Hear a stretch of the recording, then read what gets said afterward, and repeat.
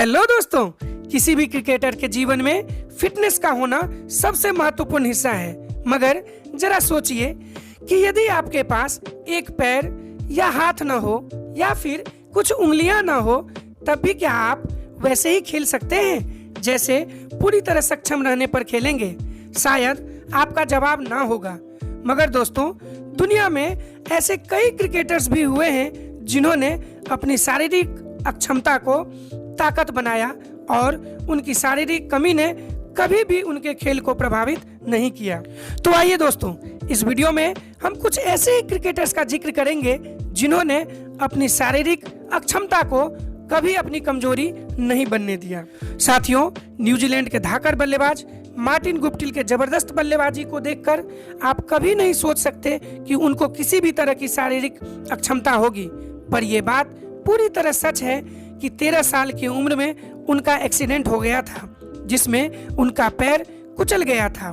इसके बाद हुए सर्जरी में उनके एक पैर की महज 2 उंगलियां ही बची।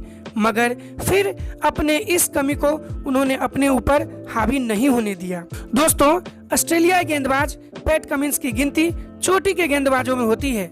मगर जब वो सिर्फ 4 साल के थे, तब उनके हाथ की बीच की वाली उंगली कट गई थी, जिसके वजह से उनकी ये उंगली 1 सेंटीमीटर छोटी हो गई थी।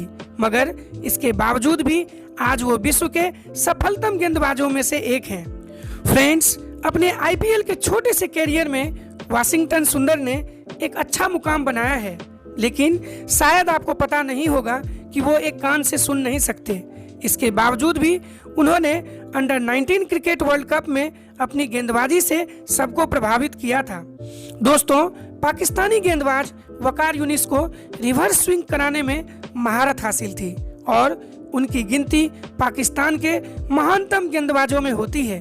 परंतु आप यह जानकर आश्चर्यचकित हो जाएंगे कि उनके बाएं हाथ की सबसे छोटी उंगली नहीं थी और इसके बावजूद भी इस कमी को उन्होंने अपने ऊपर कभी हावी होने नहीं दिया। दोस्तों, इस लिस्ट में एक महान प्लेयर मंसूर अली खान पटौदी साहब का भी आता है, जिनका साल 1961 में एक कार एक्सीडेंट हो गया था, जिसमें उनके एक आंख की रोशनी चली गई थी।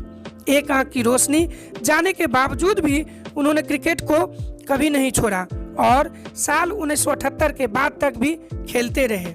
तो दोस्तों, यह रोचक जानकारी आपको कैसी लगी, हमें कमेंट कर जरूर बताइएगा। धन्यवाद।